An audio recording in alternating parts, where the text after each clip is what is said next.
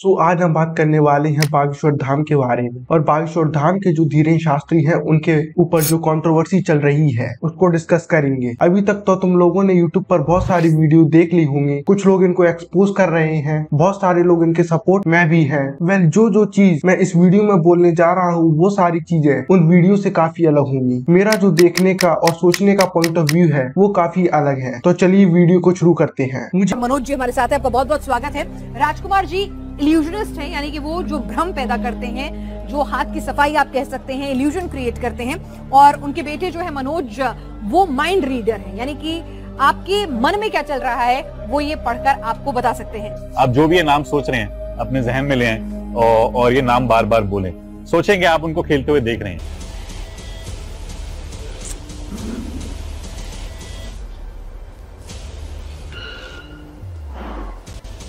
जल्दी बोल, कल सुबह पनवेल निकल। एक बात समझ में नहीं आ रही है कि इन न्यूज चैनल वालों को ये समझ में नहीं आ रहा है कि अगर ये अपने चैनल पर एक मेंटलिस्ट को बुलाते हैं और वो सामने वाले बंदे का नाम बता रहे हैं 5 से 6 मिनट लेके, और दूसरी तरफ जो धीरेन्द्र शास्त्री जी हैं वो 1 या 2 मिनट में उसका पूरा चिट्ठा, उसके पूरे खानदान का चिट्ठा एक पेपर पर लिख दे रहे हैं, और वो भी एकदम लाइव। तो ये चीज करने से वो इन्हें एक्सपोज कर रहे हैं, या फिर इनकी जो पावर, विद्या शक्ति, कला है, जो भी तुम कहना पसंद करोगे, या तुम दिखाना चाहते हो कि वो कितने पावरफुल हैं। बड़े ही मनबुद्धि लोग हैं भाई ये न्यूज चैनल वाले। 3 पर्चा बनाए हैं, पुनः एक बार देख लो। कौन सा नंबर? 1, अब 2। अभी तक हम जिनको बुला रहे हैं वो हमारे हो सकते हैं, हम उनको माइंड को पढ़ सकते हैं, उनके माइंड को पढ़ सकते हैं कि ये हमारे हैं, या उनसे पहले मिल भी सकते हैं, फिर यहाँ पर चमत्कार प्रस्तुत कर सकते हैं। ऐसा भी हो सकता है, लेकिन ऐसा होता नहीं है। हमने पर्चा बनाए 3, आप व्यक्ति उठाओगे 3, आप ही व्यक्ति भेजोगे और आप ही ये बताओगे कि उस व्यक्ति को कौन सा नंबर पर्चा खोलना है, 3 नंबर का या 2 नंबर का। आप वही बोलोगे पर्चे पर भी, और व्यक्ति भी वही उठाओगे जिसके लिए हमने लिख रखा है। सबसे पहले हम जान लेते हैं कि कौन है धीरेन्द्र शास्त्री। धीरेन्द्र शास्त्री मध्य प्रदेश की एक छतरपुर गांव से आते हैं। वहां पर एक आश्रम भी चलाते हैं जिसका नाम है बागेश्वर धाम। दैनिक जागरण के अकॉर्डिंग इनका असली नाम धीरेन्द्र कृष्णा गर्ग और इनकी उम्र 26 साल है। और यह सभा करते हैं जहाँ पर बहुत सारे लोग आते हैं और वहाँ पर भगवान की आरती करते हैं, पूजा करते हैं। और उसके बाद में एक चीज होती है जहाँ पर ये लोगों की मन की बात पता लगाते हैं। और बेटी का मर्डर हुआ जिसका रहस्य खुलेगा। बालक अपंग है, शरीर में शिथिलता है, झटका बनते हैं, ठीक होगा। वर्तमान में आर्थिक तंगी से जूझ रहे हैं। और जो उनकी दिक्कत होती है वो सुलझाते हैं, और साथ ही साथ किसी पर यदि भूत प्रेत आ रखा है तो वो भी भगाते हैं। एक और इम्पोर्टेंट बात मैं तुम्हें बता दूं जिसका डिस्कशन हम आगे चलकर करेंगे, कि जो सभा लगाते हैं, जो लोग आते हैं, वो अभी से नहीं आते, वो अभी से कम 4-5 साल पहले से आते हैं। टीवी पर एक धार्मिक चैनल है जिस पर इनका शो 4-5 साल पहले से आता है। तुम्हारे दिमाग में यह सवाल आ रहा होगा कि लोग अभी ही इनके बारे में इतनी बातें क्यों कर रहे हैं, क्योंकि अभी ये ट्रेंड चल चुका है। न्यूज चैनल वाले अगर इनकी बात कर रहे हैं तो न्यूज चैनल वालों की टीआरपी बढ़ रही है। यूट्यूब पर वो वीडियोस डाल रहे हैं, मैजिशियंस को बुला के उनको एक्सपोज कर रहे हैं, और उस पर बहुत तगड़े व्यूज आ रहे हैं, लेकिन बहुत तगड़ी गालियां भी पड़ रही हैं। हम कभी अपने लिए मांगते नहीं, दक्षिणा लेते नहीं है, आय शुल्क लेते नहीं। इतनी भीड़ जो लाखों करोड़ों लोगों की आती है, ये पैसा लेके आते हैं, चढ़ाते हैं, आप नहीं लेते हैं? कभी नहीं, चढ़ोतरी होती ही नहीं हमारे यहाँ। कोई दान पेटी कथा में आप बता दीजिए दान पेटी हो, लेकिन भावना है। किसी का काम सफल हो जाता वो आके कहता गुरुजी कुछ सेवा। और हम अभी सब लोगों की तरह मान लेते हैं कि एक मेंटलिस्ट है, लेकिन तुम यह तो सोचो जो इनकी कला है, जो इनकी आर्ट्स है, वो किसके लिए, किस चीज के लिए यूज कर रहे हैं? क्या वो कुछ गलत चीज कर रहे हैं उसे? अगर तुम्हें नहीं पता तो मैं तुम्हें बताता हूँ कि बागेश्वर धाम में हर दिन हजारों लोगों को खाना खिलाया जाता है, और साल में कई गरीब लड़कियों की शादी की जाती है बिना किसी दहेज और बिना किसी दक्षिणा के लिए। और यार तुम्हें पता है कि दहेज वगैरह के बिना कितना मुश्किल होता है किसी लड़की की शादी करना, कितना मुश्किल होता है खासकर गरीब परिवारों के लिए। कोई मंदिर बनवाता है, हमने सोचा हम मंदिर नहीं, हम कैंसर हॉस्पिटल बनवाएंगे। भाई सामने वाला बंदा खुद बोल रहा है कि पहले मैं मंदिर नहीं कैंसर के हॉस्पिटल खोलूंगा। खोले नहीं अभी तक, मुझे पता है, लेकिन तुम उसके थॉट्स देखो कितने सही हैं। बंदा एक ही चीज कह रहा है, वहाँ इतने सारे लोग बैठे हैं तो उनके दिमाग में कुछ तो जागेगा ना कि धर्म के साथ साथ ह्यूमैनिटी नाम की भी एक चीज होती है, कि लोगों का भला करना चाहिए। वहाँ बैठे लोग भले ही हॉस्पिटल ना खोले, लेकिन किसी न किसी तरीके से लोगों की मदद कर देंगे कभी न कभी। यदि लोग गलत तरीके से इन्फ्लुएंस हो वहाँ पर जाकर है तो समझ में आता है कि भाई तुम इनको एक्सपोज कर रहे हो न्यूज चैनल के थ्रू तो बहुत अच्छी बात है, लेकिन हर तरह से सही काम कर रहा है बंदा तो तुम्हें क्या दिक्कत है। और सब बड़े न्यूज चैनल पर एक ही चीज चल रही है कि बागेश्वर धाम एक्सपोज, धीरेन शास्त्री एक्सपोज, ये चल रहा है। पता नहीं कितना एक्सपोज करेंगे भाई, इतना तो यूट्यूब और टिकटॉकर्स का कंटेंट मिल्क नहीं करता। और मन में सोचते रहिए इसके बारे में, जो भी आपको बनना है उसके बारे में आप मन में सोचिए बस। जल्दी बोल, कल सुबह पनवेल निकलना।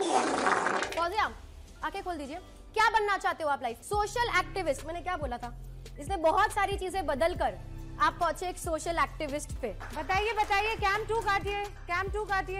ये है और भाई मैंने थोड़ा इंटरनेट पर सर्च किया था कि ये जो स्लिट होती है वो डिजिटल भी आती है क्या, तो वहां से पता लगा कि हाँ आती है। भी ये सही लिख रहे होंगे, अच्छा लिख रहे होंगे, जो सामने वाला सोच रहा है वही पढ़ के लिख रहे होंगे। पर भाई इन पे सवाल उठाया जा सकता है तो हम इन पे सवाल क्यों नहीं उठा सकते। मैं तो भाई कहूंगा कि ये डिजिटल स्लिट है। दूसरी तरफ बैठकर कोई मोबाइल से कंट्रोल कर रहा है, सामने वाला जवाब दे देता है तब ये टाइप करके इधर दिखा देते हैं। एक मेंटलिस्ट को एक बंदा सामने चाहिए कि उसके मन में क्या चल रहा है यह पता लगाने के लिए कुछ टाइम चाहिए। बट जहाँ तुम बागेश्वर धाम की कुछ वीडियोस देखोगे वहाँ तुम्हें पता लगेगा कि उसके सामने हजारों लोग बैठे हैं, उनमें से किसी 2 या 3 या 4, किसी एक का नहीं, पहले ही एक कॉपी वाला पेपर लेके डिजिटल स्लिट लेके नहीं लिख दे रहा है कि इस बंदे को क्या दिक्कत हो सकती है, इसके मन में क्या चल रहा है, इसका नाम क्या है, इसके चाचा के फूफे के लौंडे का नाम क्या है। तो अगर तुम्हारी भाषा में उसे माइंड रीडर कहेंगे, मेंटलिस्ट कहेंगे, कलाकार कहेंगे, धर्म की सारी बातें साइड में हटा देते हैं, तो क्या वो इज्जत डिजर्व नहीं करते, रिस्पेक्ट डिजर्व नहीं करता। इसी सेम पॉइंट से एक चीज निकलती है, न्यूज रिपोर्टर और बाकी लोगों का कहना है कि लोग जो है इन पे अंधा विश्वास कर रहे हैं, इन्हें भगवान का दर्जा दे रहे हैं। भाई सामने वाला कुछ भी मान के बैठे, उन्हें भगवान मान के बैठे, उन्हें इंसान मान के बैठे, लेकिन वो अपने मुंह से क्या कह रहे हैं वो तुम खुद सुन लो। हमारे पास कोई मशीन नहीं है, ना हम कोई मन पढ़ने वाले माइंड रीडर हैं,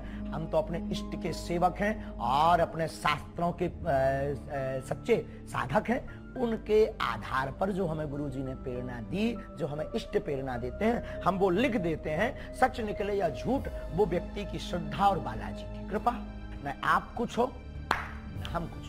धाम अगर जुड़े अथवा बालाजी से जुड़े तो इसका मतलब ये नहीं कि बीमारी ना होए। हम खुद दूसरा आशीर्वाद दे के जाओ तुम्हारा भलो हो जाए, तुम जिंदा रहो, हमें खुद एक दिन मन ने, तो इसका मतलब ये नहीं है कि बीमारी ना हो। बीमारी तो होगी पर बीमारी के लड़ने की क्षमता रहेगी। जब सामने वाला बंदा खुद बोल रहा है कि मैं कुछ नहीं हूँ, जिन्हें तुम मानते हो भगवान उनका मेरे सर पर आशीर्वाद है, उन्हें पूजो, मेरी पूजा मत करो, तो तुम्हें इंसान से क्या चाहिए। या तो वो बंदा कुछ गलत कर रहा हो अपने करियर में, या तो उसने कुछ गलत किया हो, तो समझ में आता है कि उनके ऊपर उंगली उठाओ, सीधा बोलो। ऐसा कुछ नहीं है तो लोग बिना बात के उनके पीछे क्यों पड़ रहे हैं। मैं और लोग आजकल इतने पागल नहीं है कि सामने वाले बंदे को भगवान मान के बैठ जाए। इतना उन्हें भी पता है कि क्या सही है और क्या गलत है। तो मैं कभी भी किसी को भगवान मान के नहीं बैठने वाला। मैं तुम्हें भी कहूंगा भाई मत बैठना, जब तक वो तुम्हारे और सोसाइटी के लिए कुछ अच्छा कर रहे हैं तब तक वो अच्छे हैं, ठीक है। यदि वो आगे जाके कुछ गलत करता है तो तुम्हें सोचना चाहिए कि वो सही है या गलत है, तुम्हें फॉलो करना है नहीं करना है, वो तुम्हारी मर्जी है। क्या तुम्हें साउथ इंडस्ट्री के बारे में पता है, जब वहाँ पर किसी सुपरस्टार की मूवी रिलीज होने वाली होती है या किसी का बर्थडे होता है तो भाई उनकी बड़ी सी मूर्ति लगा के उसकी पूजा की जाती है, उस पर जल चढ़ाया जाता है, दूध चढ़ाया जाता है। तो तुम उन लोगों से भी जाके लड़ो ना कि भाई इन्हें क्यों भगवान मान के बैठ रहे तुम। वो तो किसी की बात नहीं बता रहे, बस एंटरटेन कर रहे स्क्रीन पर आके, और इनकी जो ओपिनियन है वो बहुत ज्यादा स्ट्रिक्ट है। हिंदुओं से भी यही प्रार्थना करूंगा,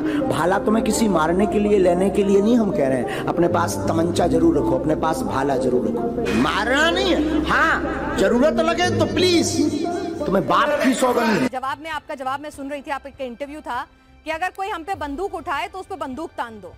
मतलब आप गांधी जी को नहीं मानते कि कोई एक गाल पे तमाचा मारे तो दूसरा गाल आगे कर दो। महात्मा गांधी के हम पूर्ण समर्थन में हैं, उनकी अहिंसा वाली बातें हमारे रंग रंग में भरी हुई हैं, लेकिन आत्मरक्षा करना भी तो उन्होंने ही सिखाया।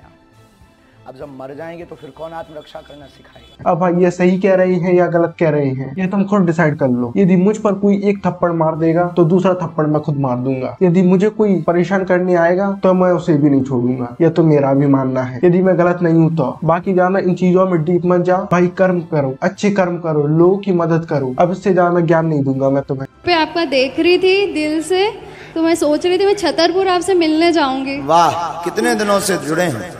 1 महीना हुआ होगा मेरे को, बाकी मेरे को आपसे बहुत ज्यादा हाँ है। तो यदि वीडियो पसंद आई हो तो वीडियो को लाइक जरूर कर देना, और यार तुम लोग चैनल को सब्सक्राइब नहीं करते तो उसको भी सब्सक्राइब कर देना। तो चलिए इस वीडियो को इधर ही खत्म करते हैं, मिलते हैं नेक्स्ट वीडियो में। Thank you so much for watching this video.